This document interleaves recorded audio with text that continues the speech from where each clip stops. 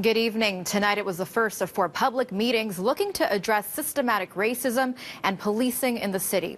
After a report from the Ontario Human Rights Commission, Toronto police are now looking to identify and release race-based data under a new policy, a move that some say is in the right direction, however is met with a degree of caution from some in the community.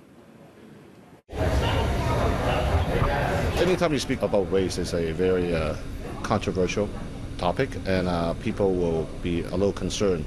A concern that was echoed by the Ontario Human Rights Commission, now leading to a new strategy as part of the Anti-Racism Act.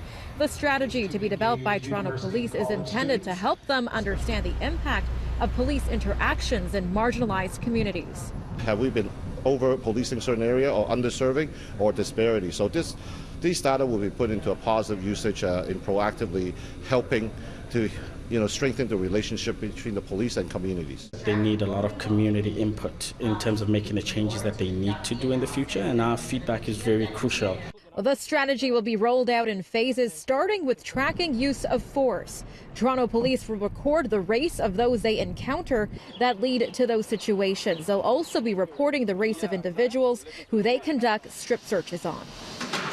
Will you be asking the person what race they are or ethnicity or what they police perceive them to be? The provincial legislation mandates us to use a method called perception-based. Basically, it's the officer's perception who you are, and then there are a number of boxes that the officers, he or she may be required to check off. How much interaction, negative or positive it was, and this is where we're looking to go to, and we need your help.